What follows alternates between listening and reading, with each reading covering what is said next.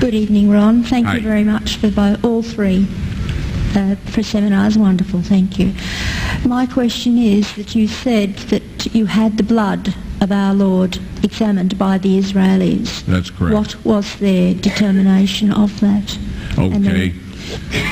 Now, we won't be able to take second questions. I'm sorry if you're on your second one. Please just step out. I love you, but we're running out of time. Real quickly, okay. Dried blood is dead blood. Everybody knows that, all right? They can test the blood of the pharaohs, the mummies of the pharaohs, all right? There's certain things they can do. They cannot get a chromosome count by any method I'm familiar with, all right? Things keep changing. I don't profess to know everything.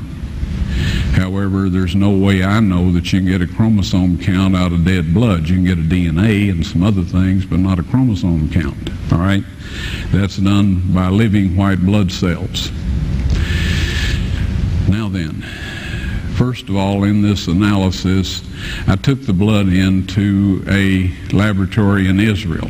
I asked one of the people I work with in antiquities, where is a good laboratory that does reliable work? And they said, such and such, such and such. I took it. I just said, please examine this blood and tell me what you can tell me about it. All right? They said, well, look, we're going to reconstitute it. We're going to put it in normal saline and keep it at body temperature for 72 hours with gentle swirling. All right? That's their business. That's great. I said, now I want to be there when you check it out. They said, fine. So I was back. They checked it out. I said, now, they said it's human blood. We can tell that. They did whatever tests they need to do. And then I said, take some of the white blood cells and put them in a growth medium and keep them at body temperature for 48 hours. And they said, well, that'll do no good because it's dead blood. I said, would you please do that for me? And they said, okay, we'll do it. So anyway, I said, I want to be there when you take it out and examine it. So I was back there. They took it out, examined it under a microscope, and the one technician called the other one over there, and then they called the boss over there, and they were talking Hebrew a mile a minute there for a little bit, and they looked at me and they said, Mr. Wyatt, this human blood only has 24 chromosomes in it. Everybody else has 46. You see, 23 from your mother, 23 from your father, 22 autosomes from your mother, 22 autosomes from your father.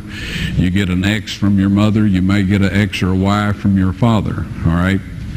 This blood had 23 chromosomes from the mother's side, one Y chromosome only. You see, a child could not have developed if they hadn't had the autosomes from the mother. So all of his physical characteristics were determined by his mother's side of the family, her autosomes. His maleness was determined by this one Y that came from a source, not a human male. Then they said, this blood is alive. And then they said, whose blood is this?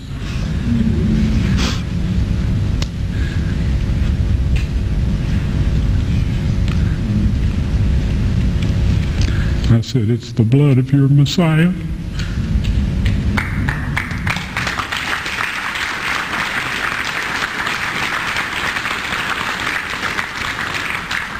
And I assure you, those men's lives have changed. You're welcome.